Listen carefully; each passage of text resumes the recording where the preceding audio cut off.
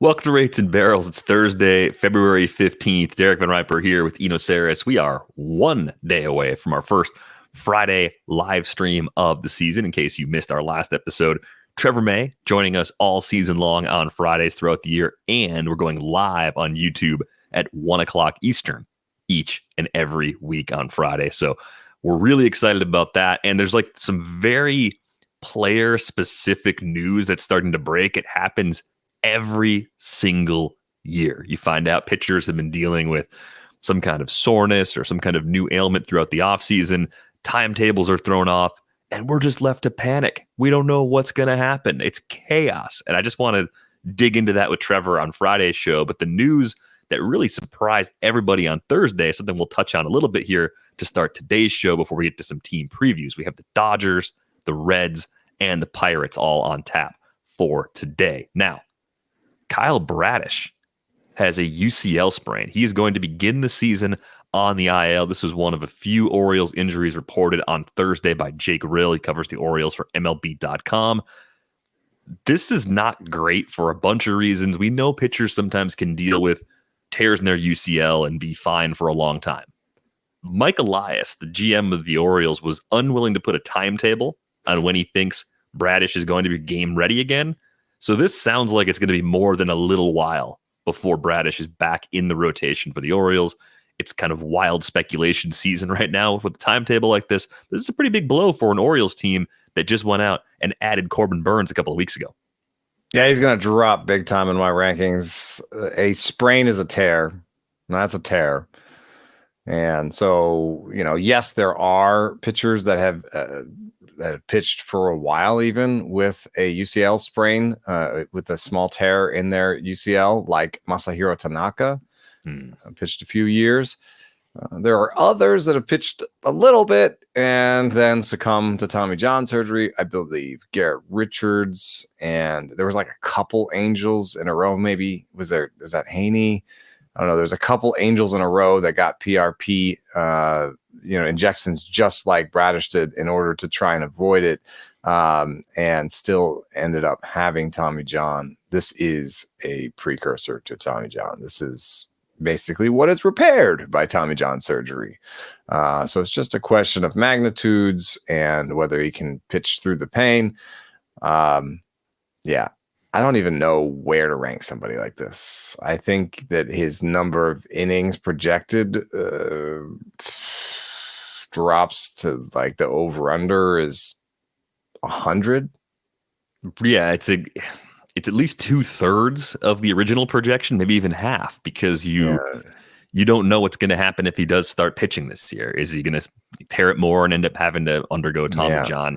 I think the one thing I've wondered about for a while is, has there been progress in the platelet-rich plasma path, the rest, and going that route and trying to avoid surgery? Is it still frequently the surgery delayed rather than the surgery avoided, right? That's what you're hoping to do, is just avoid it completely. But a lot of times it just feels like you're pushing it back to some point in the future. I'm not aware of anything like that. The most recent advancement is the internal brace surgery, which becomes an option if it's not like a complete tear. I believe if it's a less complete tear, then you can just put the brace on there, and then it's a 6-month timeline. But that doesn't really help anybody for this year. It's just makes it more likely that they can do the PRP, give them a chance, still get the internal brace, and maybe get 2/3, 3/4 of a season from him next year if he misses all of this year. So I bet that's the quote unquote timeline. I mean, the thing I'd be hoping for is for him to try and get on a mound in spring. Hopefully before your draft, if you're talking fantasy wise, but also for the Orioles, try to get on the mound in spring just to see, hey, is this gonna happen? Is this gonna work? Do we need to go trade for Dylan Cease? Do we need to, do more? One player whose stock goes up a little bit with this is Tyler Wells. Tyler Wells is the 6th starter, but he's a little bit too useful in the bullpen to kind of go down, even though he has options. So I think, there's a real toggle for Tyler Wells for his entire future career that's happening right now, which is if he goes to the bullpen, he'll be one of the final 4 relievers. Cole Irvin doesn't have options. He's going to make the team as the long man 6th starter, most likely because he doesn't have options. But his fate is cast. Like I don't think he's like there's a big toggle. He's a useful arm. He's a guy who's going to bounce around. That's how I see it. But Tyler Wells could either become a late inning reliever or a back end starter, and this might be the moment that it happens. Right. And I think what complicates things right now is that we also learned on Thursday that John Means is about a month behind the Orioles' other starters because of some elbow flare-ups he was dealing with during the postseason. So if you don't have Means available even for a few weeks to begin the year, you got 2 spots to fill until at least one of those guys between Bradish and Means can come back. And you were going through some of the options. I think they have to throw Tyler Wells in the rotation as one of the 2 solutions. It's just this, even if it's a temporary thing, the quality of the innings they got from him in the first half of last season were so good, you figure the rest out later. If you don't go out and spend money on Blake Snell or Jordan Montgomery, if you don't go make the trade for Dylan Cease or some other starter, you can try to do that later if you think you can bridge the gap with Wells. And if you only have to fill really one spot, let's count Wells as in, then you can get by with a cheap free agent signing like a Jake Odorizzi if you want to go that route. Maybe someone like Jonathan you just use Irvin until Means is back. Could use Irvin. Jonathan Heasley's a guy they acquired from the Royals back in the early part of the offseason. About that. We like his slider. So maybe there's something they could do with Heasley now at the beginning of the season, give him an opportunity just to try and give them some bulk. It's not great because it's a huge wet blanket over what should be an exciting spring for a team that's on the rise right now. And I wish I could say that it's just pitching injuries, but we learned that Gunnar Henderson has an oblique aggravation. Right now they're saying it's just going to be a problem for him for Grapefruit League games, not necessarily something that'll cost him time when the regular season begins, but that's worth watching. Their one of their top prospects, Samuel Basayo, has a stress reaction in his right elbow, so he's catching but unable to throw. He's probably not going to catch until late April now. The news is going to be bad. Like the next week is bad news. Oh yeah, like this is where and I had surgery. You what? Justin Verlander's like, my shoulder hurts, and I'm a little behind. Your what hurts? Yeah. So it's not good news. There's a little bit of like, don't overreact. I mean, I will maybe move Verlander down a little bit with this injury news. He says he's only a couple, weeks behind, but he has thrown some bullpen sessions. I think back on the fact that one executive told me that when he got inside the game, when he started working for a team, the first thing he learned was that every pitcher is hurt all the time, and it's just a question of degrees. And so maybe it's not too surprising that everyone, shows up, throws their first pen, and is like, oh God. So I'm excited to hear what Trevor May has to say about some of this in terms of timing and what the offseason, what the transition from offseason to season is like, because from the outside looking, it looks still like a little bit, maybe a little bit more rocky than you might expect. You'd expect these are, multi-million-dollar organizations, and they've got plans for their pitchers in the off seasons, and they're, and there's just a little bit of an element of like, haven't pitched in a while. Yeah, I expect some things we think to be debunked regularly on Fridays, and I don't think we're going to waste any time getting to that on the arrival of Trevor on Friday. So looking forward to that episode. Be sure to check it out, 1 o'clock Eastern. If you can join us live, we'd love to have you there in the chat, keeping us some company along the way. Let's go to our position previews. Let's go to good things. Let's go to things that make people happy. Let's start with the Dodgers. Yeah, the Dodgers, they're good. The Dodgers make some people happy. They make a lot of people mad, but they make some people really happy. The rundown for this one is just so ridiculous. I kind of just do a little hitter snapshot, pitcher snapshot, and then the PECOTA projection, and we kind of fill in the details of what we think is most interesting for a particular team. And it's like, well, they added Shohei Ohtani and Teoscar Hernandez. That's all they did. And then the pitching side, they added Glasnow and Yamamoto and James Paxton, and they're going to get Walker Buehler back, and they've got prospects coming. Just the typical offseason that teams have. Yeah. If you read a report card for the offseason moves that doesn't give the Dodgers an A+, then I don't know what more could one do. I guess they could have signed Josh Hader as well or something. Yeah, there you go. There's your thing. There's your thing. That's just you're going to be mad as a Dodgers fan. Oh, we should have added the bullpen. I guess. Yeah, you could have. Might not matter. You could do that at the trade deadline if you want. Probably still going to be pretty good. But let's start on the hitting side, as we always tend to do. And these are the key hitters for this team. It's most of the regulars and a couple of the key backups you're going to see. I think this is an absurd group of talent yet again, because many teams would have added Teoscar Hernandez and said, hey, we added a guy that might go 30-10 to the middle third of our lineup. Well, that got completely overshadowed by everything else the Dodgers did. So the big question I have with Teoscar Hernandez, you think about a team that has this much depth, if they choose their spots to give him some days off, give him the occasional tough matchup where he gets some rest, whatever it might be, like, does he lose so much playing time that he takes a slight hit in value compared to past seasons, or does the quality of the talent around him just completely erase that? I think that's what I keep kind of going back and forth with, and what I've seen over the course of draft season is that Teoscar Hernandez continues to become a more expensive outfielder. He's kind of a outfielder 3 for a lot of people in that pick 100 to 125 range, because he ticks a lot of boxes, and it always looks good from a StatCast perspective as well. Well, Ohtani's going to get some days off, and Ohtani's, there's an injury component there. And so, there's a similar question as like, how much will Ohtani's days off ding him? And yet, even with a 607 plate appearance projection, which is modest compared to Freddie Freeman, it's 71 fewer plate appearances, still 108 runs projected, 105 RBI projected. This is going to be a rock'em sock'em lineup. And I think they might have the best second baseman in baseball, the best first baseman in baseball, the best DH in baseball, the best catcher in baseball. I mean, that's pretty nasty. That's 4 bests before you get to Teoscar. So in terms of runs and RBI, I'm not too worried. As a right-hander, I think it's an awkward situation. You're not going to platoon him really. 566 plate appearance projection seems light. I think they're going to have to mix and match pretty heavily when it comes to Max Muncy at third for defensive reasons as well as platoon reasons. James Outman may never see a lefty.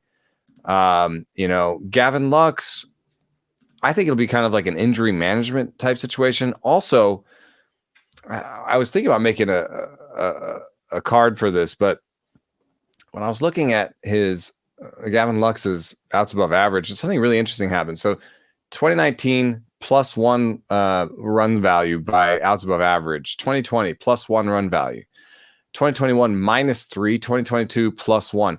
Guess which year he played the most shortstop? Yeah. The good one. the -3, silly. And so, I think with a competent veteran like Miguel Rojas on the team, you may see some defensive replacement for Gavin Lux. So if you're going around the horn, I feel like second and third and center and right with Jason Hayward, those are the 4 positions that they are going to platoon and mix and match and play some shenanigans. If they do shenanigans in four places, that's pretty much your build a bench. We had to clarify a little bit on build a bench. We are in our heads most of the time putting a starter at DH. And so that's why we have 4. You've got Ohtani at DH here. So the build a bench is Chris Taylor, Manny Margot, and Miguel Rojas and Austin Barnes. Pretty easy to do, I think. build a bench. It fits to so many different jingles. I think, yeah, you kind of look at the platoon partners that they can use. I mean, Taylor has the big contract. He's going to be there. He has to be really bad to get booted off the roster. Margot, who they acquired in the Tyler Glasnow trade, he's going to play a decent bit too. The Miguel Vargas role is sort of like the open question. He's working out more in left field this spring, so it's kind of more of a let's use him out there as opposed to jamming him into the infield mix. But Taylor's not a shortstop anymore, right? Not really, no. But that's why they have Rojas. Rojas is the backup shortstop. Taylor platoons with Muncy at third and gives people breaks at second and right and left. I keep looking at this team and thinking with Hayward. I think James Outman plays more against lefties because of being unable to platoon everyone. Like someone out of Muncy or Outman is going to get a chance against some lefties. It's probably going to depend on and Hayward, I guess. Yeah, Hayward has a longer established track record, and yeah, I think they're much less likely to give Hayward any looks against lefties. All right, so Outman or Muncy. I hesitate to actually look at demonstrated splits. They're so noisy and it takes such a long time. But we've got 864 plate appearances from Max Muncy against lefties. That's fairly good. 120 WRC plus. So maybe Taylor is the backup center fielder more than anything. He's the platoon center fielder and the backup infielder. Yeah, I keep looking at Muncy and thinking that's a great source of cheap power in the middle rounds. After pick 150, you're getting a guy in a great lineup. Yes, there's a batting average downside, but the power is real. The run production should be good. Third base gets a little funky if you wait too long. So I think it could be a little bit of a port in a storm for you if you're looking for some help. Just in that range. Throttle your batting average. Well, yeah, as long as you've built up enough foundation, you can get away with that. Any other position players in this group that you think might be a little undervalued? I think generally Dodgers go for full freight and for good reason. I mean, 3 first-rounders on this team, which is remarkable. I think the one I paused a second before I said Will Smith was the best catcher in baseball, but he's not going as the best catcher in baseball. No. And perhaps that's because they won't play him more than 550, plate appearances, which is sort of 580 was the high watermark in 2022. But I tend to think he's a little underdrafted, actually.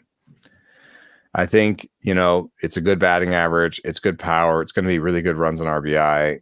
And, maybe they play him a little bit more. I don't know. Even when they do play him, I think he's really good. I would take him. See, sometimes the real life analysis blends with the fantasy.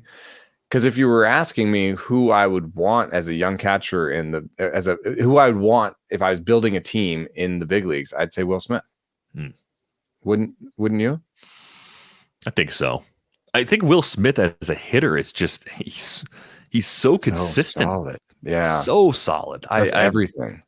Yeah. And man, you look at the long-term track record here where it's a 1-year blip where the barrel rate dipped down under 10%.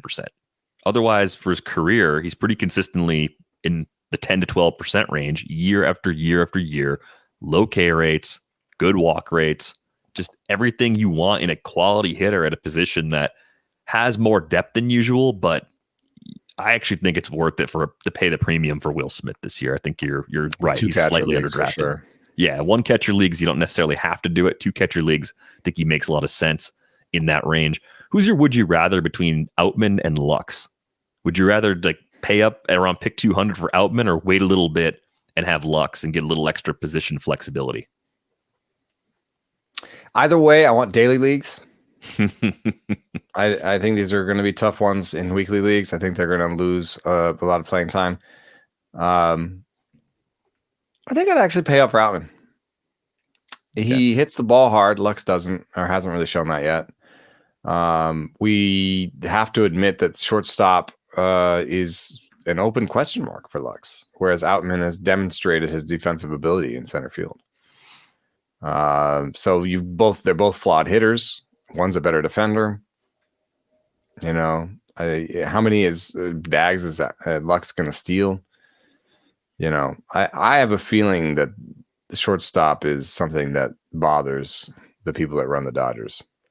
Well, I'm glad something makes them a little uncomfortable, because most things you look at, you say, that's really good. That's really good. That's great. And that's the case with the pitching, right? You look at it now, the additions of Glasnow and Yamamoto to a group that had Bobby Miller come up and look really good for stretches last year, get Walker Buehler back from his second Tommy John eventually. They're in much better shape in this rotation. That was part of the problem at the end of last season, right? They just kind of ran out of quality innings in this group, and that's just not something we've really grown accustomed to. I think the feelings I have for both Glasnow and Yamamoto are well known to listeners on this podcast. I like both of these guys. I think they can both turn in SP1 type performances, and I think there's a chance that the market is under projecting innings for both, given that we haven't seen Yamamoto pitch in the States yet, and we've seen Glasnow battle a lot of injuries in recent years. Yeah, I just had a really quick little video. It's not a big deal, but it does relate to the only questions I have about Yamamoto are spin and breaking ball. So this is his curveball, and then watch this release. It's called the Ginza grip, and basically he's got the thumb behind the ball and his fingers in front of the ball, and he's releasing it like what is this movement? It's like just put you're giving a thumbs up and then put your fingers out and then pretend there's a ball in there, and you're like poking the thumbs up at the catcher. So it's a slightly weird kind of breaking ball, and the reason I bring it up is he doesn't really have a good slider. And normally with Max Fried as an example, and there's other guys that have had really good curveballs that have developed sliders at the big leagues, you think, well, he has a feel for spin. It can't be that hard to teach him a breaking ball. But what if his feel for spin, quote unquote, is on this really weird curveball and it doesn't port over? That's the only question mark I have for him, other than maybe size. There is a thing with shorter righties have had a little bit more injury history in the past, according to Jeff Zimmerman's research. But that's more of a dynasty keeper league scenario. For this year, he seems ready to rock. I also don't think that, this is a little bit more like what happens in year 2 and 3 after people have seen him more often. Is it just, is Kevin Gossman with an elite curveball fine, or does it need to be, is this such a slider league that he needs to find a slider? That's the only question for me. Otherwise, obviously, the contract suggests that the Dodgers have no problems with it, and I'm ready to rock with him. Bobby Miller is my favorite young pitcher in the league. If I was going to actually try and spend to acquire a high-end arm in a keeper dynasty league, it would be Bobby Miller. I just think that everything lines up. The only thing that's missing is a strikeout rate. And then Emmett Sheehan is an interesting one for me. I think he's going to get 100-ish innings, 70 to 100 innings because of the gaps in there. I think he's going to start the season probably in the rotation because of Walker Buehler being out. James Paxton is going to need a blow. I don't think Clayton Kershaw is going to pitch this season. So, Sheehan's going to get his time. And he has a really interesting two-plane fastball that, I think most models like. Our sense is pretty good. The Stuff Plus says his changeup is plus, his slider is plus, his sweeper is plus. It's a bit of a nascent sweeper. But that's 4+ pitches. Not a single one of them had above average command. So the question on Sheehan is definitely command. But if you got that much stuff, you got 4 pitches, I'm going to bet on you as well. And then the last one for me, Paxton is a total wild card. I have this graph here that just shows his fastball velo and his slider velo. And he used to be 95 with the fastball, 90 with the slider, bit of a cutter thing. Now he's 95 with the fastball and 85 with the slider. So, that's something that he could, when I asked him about it, he said he couldn't figure it out and he'd love to have it back. He's happy to have the fastball velo back, but he doesn't know where the breaking ball velo went. And that's post injury. So, I don't know how you can coach that up necessarily. maybe they can change the shape or something. But I'm not super hopeful. Paxton, who didn't we even get some iffy injury news from him? Well, yeah, after the signing, there was an adjustment to his contract after he took the physical. They reduced the base salary and changed things up a little bit. So the guaranteed money changed in that deal, according to a report from Fabian Ardaya and Ken Rosenthal. Went from 11 million to 7 million. So we'll see. And then I heard after that it was like more knee than elbow. But it's still, the knee is still an important part of pitching. You still need that. There's a lot of evidence that, like, especially front leg blocking, which is like you land your front leg, that is really important, highly correlated to velo, and to really important in pitching in terms of you land that front leg and then that creates a stop for the force to go forward. So that's what sort of changes your momentum from being rotational to like being toward the plate, is that front leg blocking. And so, if that's the knee that hurts him, then that's a cause for concern. It definitely matters. Knees are important to pitching. I can confirm that they just have a role in the process. Right, yeah. The PECOTA win-loss projection here from Baseball Prospectus, the win total 101.7. Too hot, too cold, or just right? Probably too cold. I mean, one of the things that happens with projections is that they push people down, and push people towards the middle, and they would never project a team to win 105 or 110. But what happens if this team is on 101 win pace and then the trade deadline comes? Are they going to get a little better? Generally, and I would assume that. Aren't there going to be teams in their division that sell, and they get worse? So I would just assume 103, 104, 105, something like that. I think 4 of the last 6 full seasons, they've actually gone over this number, and this roster seems as good as any that they've built in the last 10 seasons or so. So yeah, everything looks good. I would say too cold as well. Probably 104, 105 wins or where they're going to end up. So we are in agreement on that one. Let's move over to a more challenging team to assess. Let's talk about the Reds. And they come up a lot in our fantasy conversations because of their infield depth chart in particular. Their infield is one of the best problems to try and solve in fantasy baseball right now. You have Elly De La Cruz, who's still toting a second-round ADP. You have Matt McLain, who's going to play in the middle infield alongside of Elly on a regular basis. You've got other guys that are just outside the top 100 in Spencer Steer. Noelvi Marte is a riser so far this draft season. Christian Encarnacion Strand brings a ton of power. And then the veteran they sign, Jeimer Candelario, is in the mix. Plus, you still have Jonathan India there. So you've got all these options that should play a lot. Steer is going to play in the outfield, so we've got a path for him. Noelvi Marte, I think, makes a lot of sense as a super aggressive, go get him in a keeper or dynasty league right now sort of player. The redraft problem is completely different because I've come back to the same conclusion every time I've looked at it, that he could get squeezed even if he's good, just because everybody else is either older or offers something a little more defensively right now. But Marte is a really damn good player in his own right.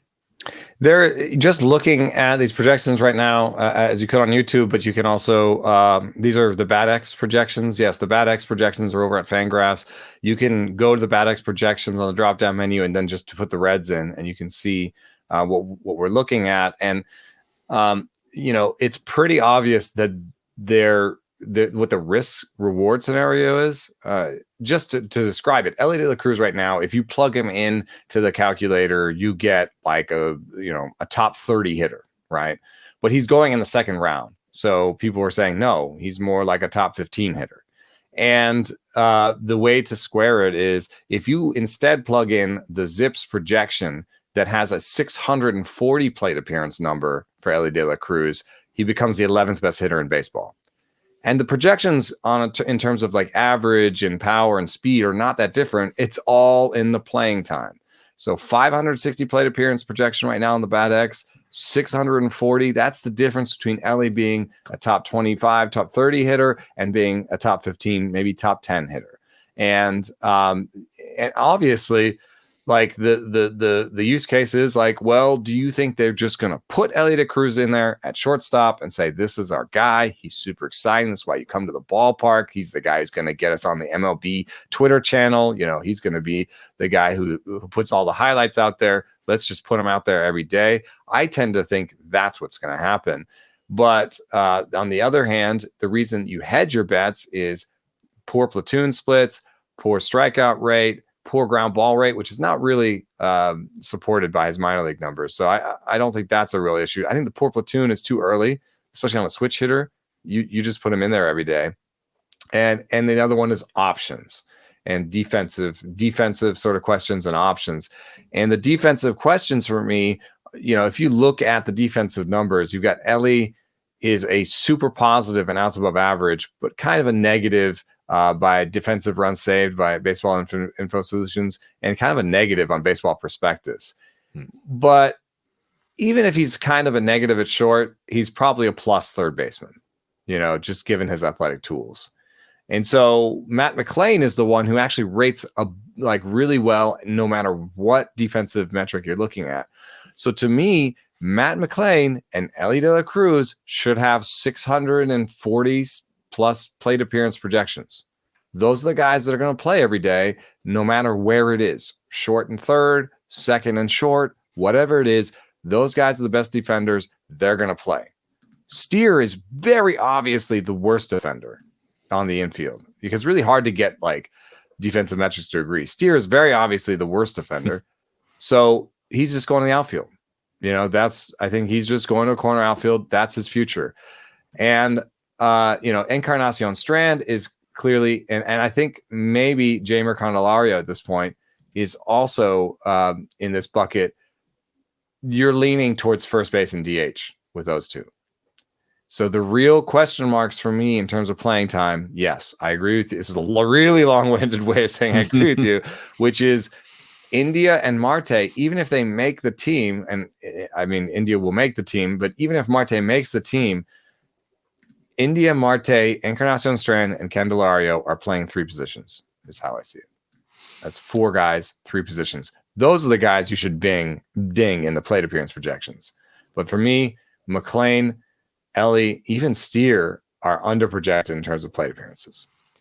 Yeah, so you keep coming back to a place of being a lot more comfortable drafting Ellie potentially than I am. I see the talent. He's one of the most fun players to watch in the game. There's no doubt in that whatsoever. I just keep getting hung up on the opportunity cost. I think the playing time differences in the projections is one of the better cases you can make for actually justifying Ellie at cost. The other one I'll throw out there as kind of a argument against myself. I love arguing with myself. It's just as the king of waffles, I agree, and I hate it. Right. So if you look at the alternatives to Ellie and say, I don't want to pass on these players for Ellie. I don't want to pass on Pete Alonso for Ellie. I don't want to pass on Vlad Jr. for Ellie or Rafael Devers, right? Some combination of those players. Okay. Much more one-dimensional players, I'm just going to say. They all are going to be balanced very differently in what they do categorically speaking. You could overpay for Ellie in the second round, air quotes, overpay. Just say, fine, I'm just going to overpay. Even if there's risk, I'm going to overpay and say I could make up value in rounds 3, 4, and 5. I can find guys in the next few rounds who just as easily could be second rounders as the second rounders I passed up. I don't think that's as much of a logical fallacy as some people might make it out to be, because we've seen plenty of movement in this range. We see plenty of guys in that top 60, top 75 overall make leaps and become second rounders who've never been second rounders before. Or some guys that fell out of that group who are going to play back up to that level. Sometimes it's health related. I think the easiest pairing for him is to take, and it may not be right away, but like the Goldschmidt Arenado types that you take later that play back up to their old levels and are safer, you know, and you know, may not be exactly Alonso or Vlad, but if you think about Vlad, like you could take Goldschmidt and he could play to the Vlad level, right? You know, Vlad has more upside because he's younger and he's projected better, and I understand that. I'm just saying Goldschmidt can play to a Vlad level, and he's not. So, you're kind of taking the Corbin Carroll bet. It is in the second round. But it's also like he has demonstrated some stuff. So it's not like a complete prospect that you're just sticking in there. I would also say that some of the flaws for Ellie have been slightly exaggerated. You've got a great piece coming out on Friday. Some potential breakout hitters. Yeah. And there's still more good than bad or less terrible than advertised when it comes to some of the underlying metrics that were behind Ellie's soaring strikeout rate in the second half of last season. Yeah, I hesitated to put this graph up on YouTube, but I really because it's the quote unquote nut graph from my piece coming out tomorrow, Friday, February 16th, which is the young breakout hitters, and I just took some stats that I thought were really important and looked at players under 25 and did Z-scores. So you get your relative performance in each category, you add it all up, and then I sorted them. And then I took out the guys who had already broken out, because near the top of the list were Julio Rodriguez, Gunnar Henderson, just absolute tears of young players who've already done it. So if you kind of take out the guys who've already done it, this list just really pops for me. It's the best young players in baseball, and Ellie De La Cruz is on it. And that's like, duh, but like his barrel rate, his hard hit rate, his max EV are all just so excellent that, his swing and strike rate's not as bad as people say. At 12.3% is not that bad. And what's really the worst is his zone minus chase rate. That's the worst one in this. I use zone minus chase rate, swing strike rate, barrel rate, hard hit rate, and max EV. That does put a little bit of emphasis on how hard you hit the ball, but that's my bias. I think it's super important how hard you hit the ball. And Ellie does that well. Maybe just a little bit of tweaking in that zone minus chase, in that aggression and passivity for Ellie De La Cruz, which we saw over the course of last year, some real improvement in terms of what he was swinging at and what he was chasing at. That's what's all that's left on this graph. And I'm not going to say all the names because, these are my breakout guys. Noelvi Marte is green across the board. I mean, he's actually, I think why people underrate him is that maybe has had some trouble turning his max EV into barrels, but it's not because he's hitting the ball on the ground. So I just feel like that's just a little bit of touch. If that's the last thing that's missing, is like the difference between like a 8 or 9% barrel rate and like a 12% barrel rate for Marte is sort of just feel. I feel like, he's going to be in the big leagues. He's going to get there. His zone minus chase is green. His swing strike rate is green. His barrel rate is green, but it could be greener. His hard hit is green. His max EV is green. He's actually, along with Spencer Torkelson, he's the only guy who's green across the board. Yeah, it's also interesting, too, that Marte seems to run a little better than expected at this point. We saw the bags at the end of last season. He was 6 for 8 on the base pass with the Reds. He was 8 for 10 at 39 games at AAA. He was 10 for 12 in 50 games at AA. Young for the level everywhere he was. Kept the strikeouts in check, drew walks, did everything you want a young hitter to do. And that's why when I look at him, I'm like, this guy's so good. Why is he getting squeezed? It's because they added one too many infielders. Well, but it could fix itself. You could make the bet. You could watch the spring. Maybe the spring results matter here a little bit. You could, the smart bet might just be against Jeimer Candelario. Because he's a new guy getting in there. He's the older guy. Is probably not, his glove is not as good as Marte's. If I'm guessing, you're looking at the defensive metrics, they're rated somewhat equally, but maybe Jeimer and Christian Encarnacion Strand and India are battling for 2 spots.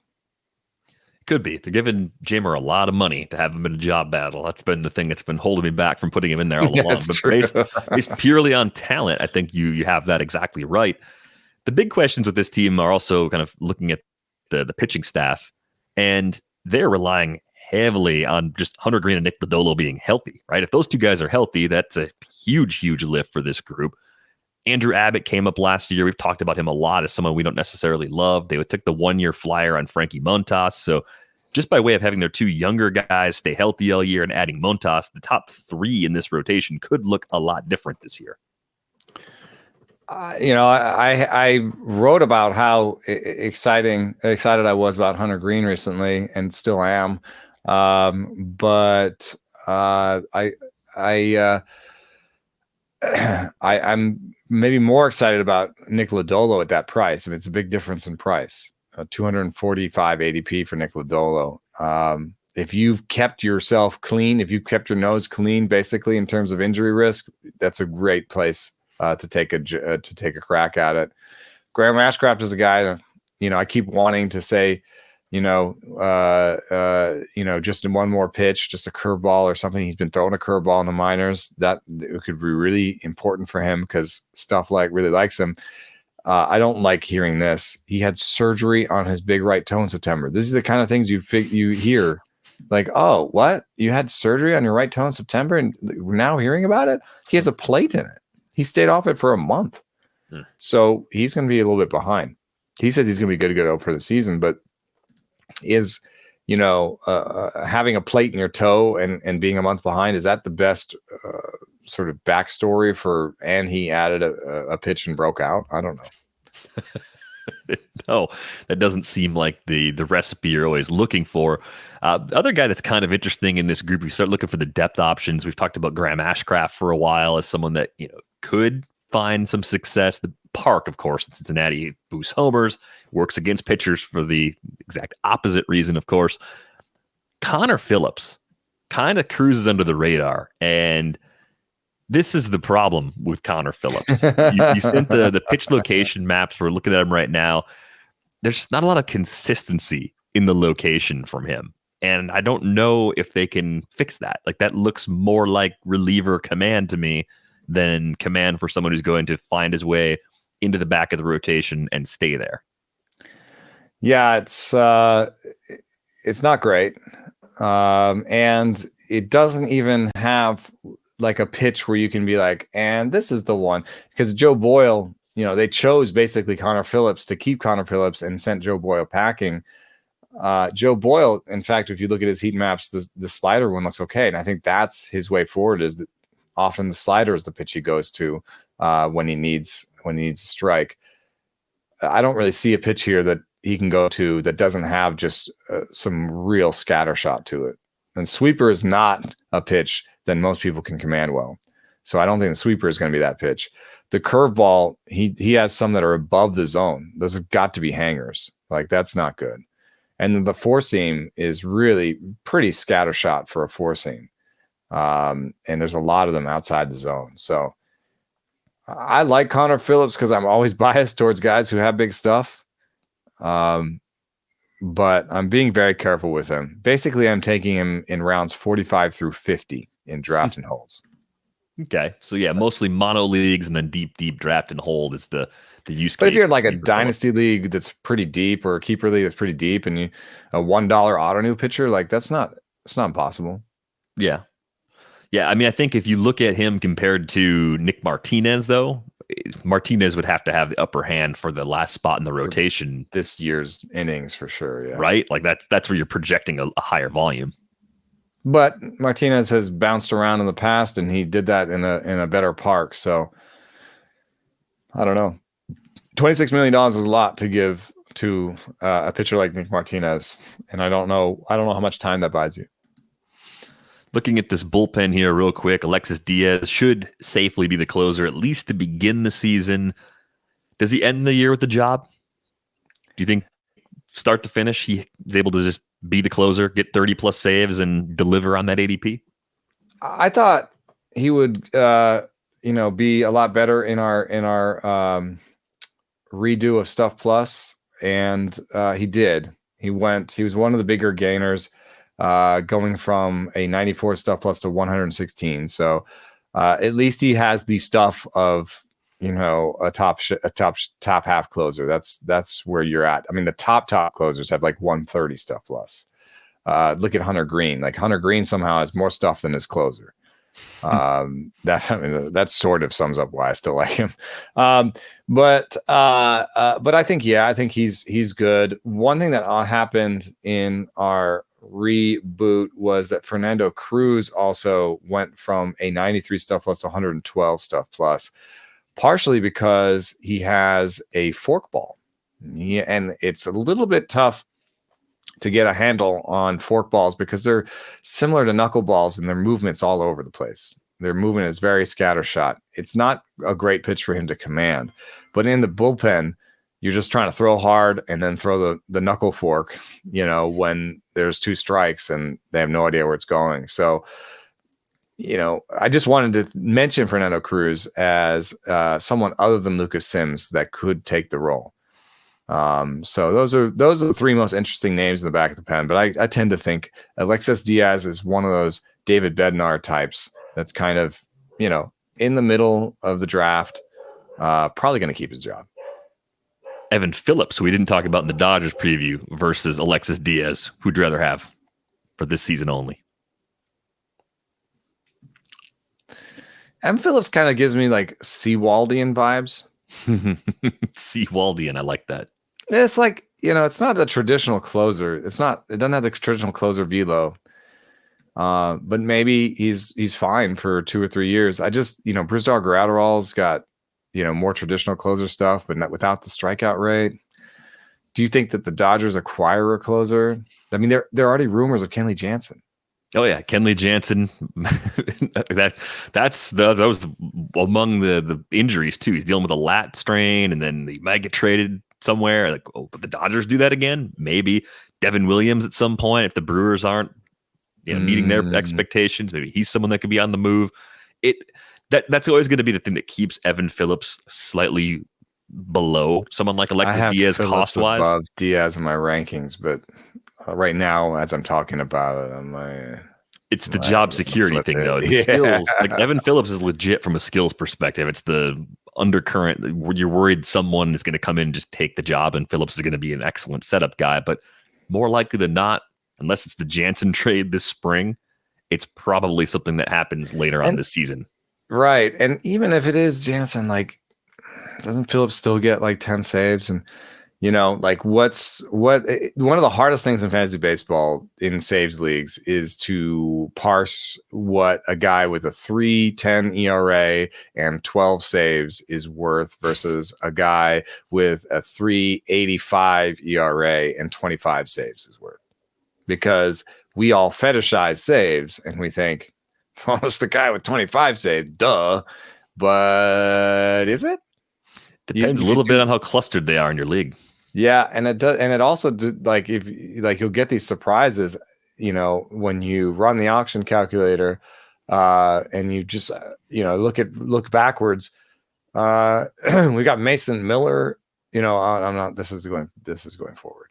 Hold on. I'm going backwards. 23 value. It's Bautista, Williams, Tanner Scott, Bednar, Phillips, Diaz, Hader, Doval, Tyler Holton.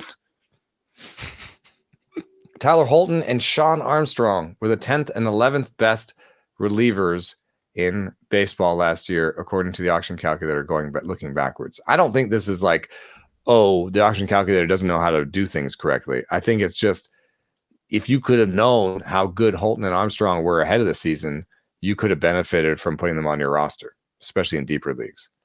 But I get it. I know why we go after saves. Colin Pache, 17th. Brian Abreu, 18th.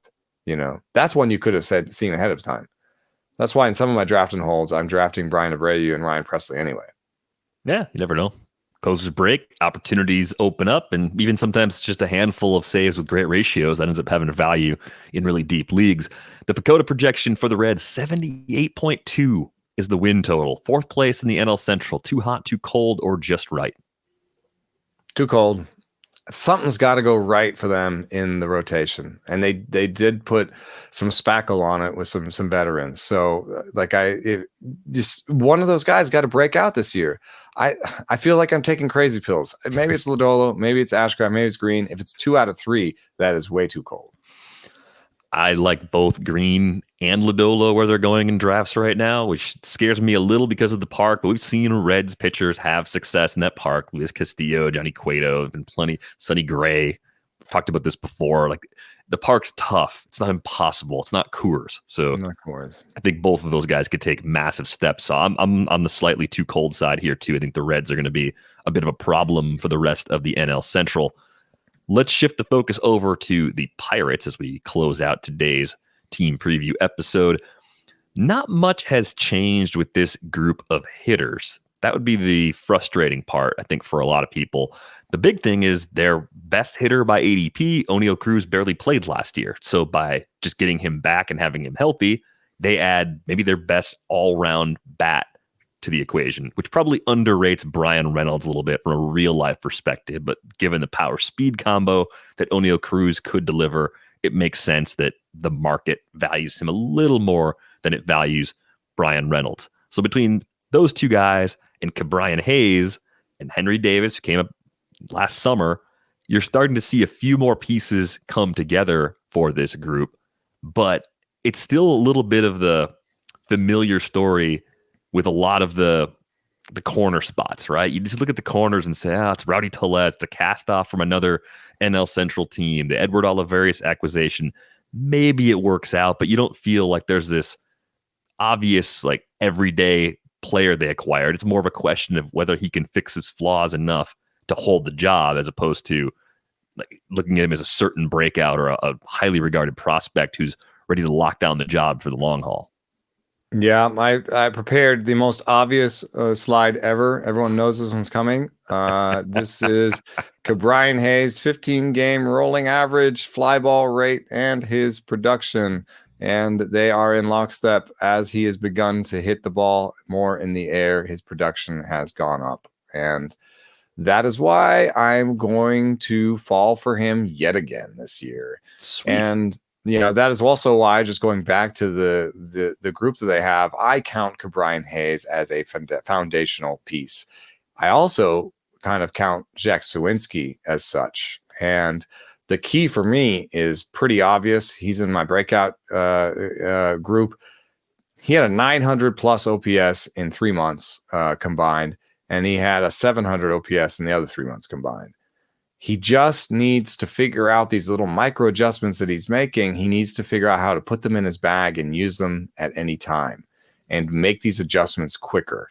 And, given his good eye at the plate, given how hard he hits the ball, given his athleticism, I think they're going to put him in there every day to start to figure it out. And so now you've got Oneil Cruz, Bryan Reynolds as the veteran, Ke'Bryan Hayes and Jack Suwinski joining the group.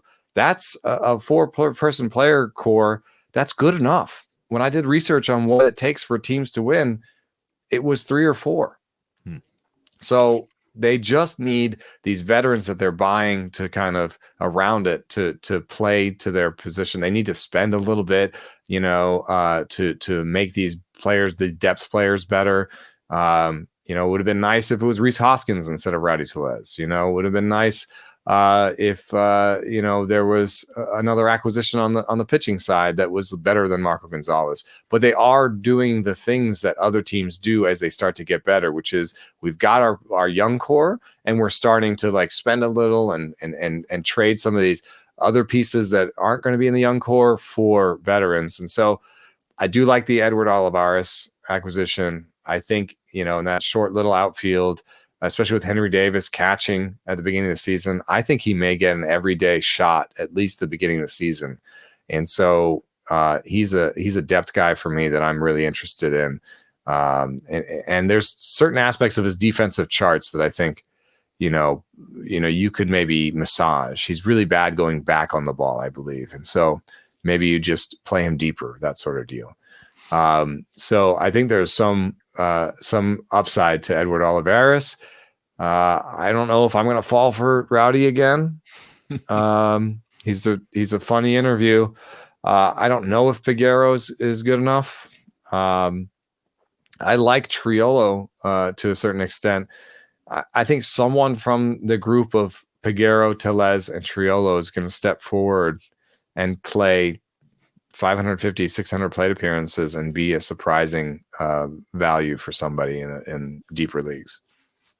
They've also got Andrew McCutchen back in tow. We talked about that before. He's just one of those guys. He's one home run away from 300 for his career. I think playing time for McCutchen might be heavier in the early part of the season, health permitting, and then it might just taper off over the course of the summer. That would be pretty logical sort of progression, even though he still brings a little something to the table. Had a 378 OBP last year, popped 12 homers, stole 11 bases in 473 plate appearances. I don't think he'll play more than that. There's a good chance he'll actually play a little bit less.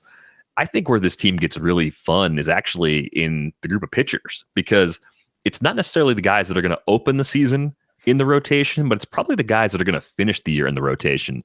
You know, Mitch Keller still there. He's the ace for now, but we know Paul Skeens is not far away.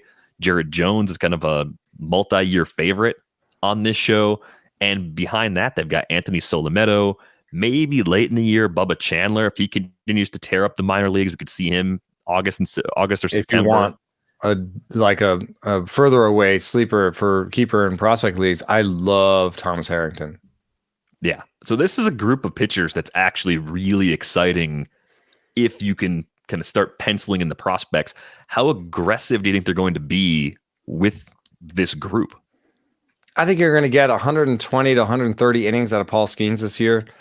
And I don't know why you would spend any of those in the minors, but maybe you spend 10 to 15 of those in the minors spread out over 3 or 4 weeks, where you're stretching him, you're keeping him, you're keeping him pitching, but he's, not really pitching. You're just trying to massage these innings to fit the season. But I don't think they're going to push way past 130 innings. And then Jared Jones, to me, is a bit of a wild card in terms of when he comes up and how many innings he's got. Last year, he did manage 120 innings, and that, the year 126, and the year before is 122. So he seems primed possibly to jump to even 150, having done 120 two straight seasons. So if he can do 150, that means he can come up really at any time, and he could even break camp with the team, because I don't really like Quinn Priester. Luis Ortiz, I liked at some point. There's some pieces there. If he's commanding the ball well, you can give him the ball. Bailey Falter, to me, is like a sixth starter that you can keep on the roster. Long guy. I don't have too much faith in him. Skeens is going to be just about the shape of when they get those 120 innings. So Jones is the one guy that I might circle that, I don't think it's a long shot even. Like, he could come out of spring with the fifth starter role, because that's 150 innings is most you'd expect out of your fifth starter anyway. You skip them a bunch. There's days you don't use them. You give them a long all-star break, and boom, Jared Jones has been on the roster all season long and been an important part of this team. Yeah, and there's aside from Ortiz too, there's Ronzi Contreras. I think Contreras is finally out of options, so he's probably on the roster in some capacity, even if he doesn't open the year in the rotation. They're going to want to get innings from him. The bullpen, because the shape and velo on his fastball has just fallen, and it falls not only season to season, but within season. And so when I see that, I see this is a guy who can't maintain his velo. He can't do it. And so I would be pretty excited about him in the bullpen. And maybe they do, something with like the Will Crow thing where he's a 3-inning guy at first, but I think he's headed towards 1-inning outings, and maybe just in time to take over for Bednar when he's traded. Well, one more high-quality late-inning arm if that's the path for Ronzi Contreras. But yeah, curious to see how his role shapes up over the course of the season. It does give me some like Ronaldo Lopez vibes, where you're like, hey, this just didn't quite work as a starter. Let's put him in the pen. It could change things instantly for him and make him a much more valuable piece of the pitching staff. The PECOTA projection for the Pirates, 73.3 wins, last in the NL Central. Too hot, too cold, or just right? I don't know. I don't know. I had this one down as a just right. I think they... Yeah. Is it a year too early to kind of say they're doing something right and it's coming together? I think it's a year too early, because I assume based on long-term organizational behavior that predates the current front office regime, that they may be slow to bring up those pitchers. And I think any real like significant chance of them blowing past that total comes from more young pitching being there sooner than later. And I think they're going to do it. Picking Jones over Falter for the fifth starter role right out of spring, just being like, let's go for it. Yeah, just being more aggressive with that group. That's all. It doesn't mean they're not going the right direction. It just means that it's going to take a little bit longer than Pirates fans might want. Oneil Cruz, like we've talked about his problems against lefties. I think that's a huge lift for them, but I still see too many warts at the bottom half of the lineup. I think they've got a nice core 3, core 4 right now, but I see them still being a little light offensively most days. Yeah, I mean, as much as I like Triolo, I thought he was going to strike out a lot less than he is right now, and I don't really have an answer for that other than maybe, sliders. Just major league sliders are better commanded and are being tough on him right now. And as I said, Peguero, Triolo, Rowdy, one of them might step forward. There's reasons like all of them, but Peguero also struck out 30% of the time after not striking out in the minors. It's kind of strange because I know for a fact that they're doing the same thing that other teams are doing, trying to prepare the same way in the minors that they're preparing in the big leagues. So it's not like Peguero came to the big leagues and was like, whoa, you guys do what before games? It's like they're trying to make it as seamless as possible. And yet Peguero and Triolo, guys with good hit tools, get to the big leagues and just getting blown away. So I don't know what that's all about. Maybe it'll just correct next year and they'll both have better contact rates and, maybe break out. Yeah, I think the long-term arrow still up. It's just a more gradual improvement than some of the other rebuilds that we've seen around the league here over the last half decade or so. We are going to head out. On our way out the door, a reminder, we got a live stream coming up tomorrow. It is 1 o'clock Eastern on our YouTube channel. Be sure to check that out. The arrival of Trevor May to Rates and Barrels. We're pumped up for that. You can check out everything behind the paywall at theathletic.com/rates and barrels. Get a subscription for $2 a month for the first year. Eno's young breakout hitter story drops on Friday. It's perfect time to sign up if you haven't done so already. And one other show announcement, we have the Discord up and running. So I will put a link. It's hopping. There's a lot going on in the Discord. I'll put a link to join it in the show notes. So if you haven't joined it yet, you just want to click on that. You can find it in our Twitter feeds as well. Find Eno on Twitter, at Eno Saris. Find me, at Derek and Riper. The show is at Rates and Barrels. We're back with you live at 1 o'clock Eastern on Friday. Thanks for listening.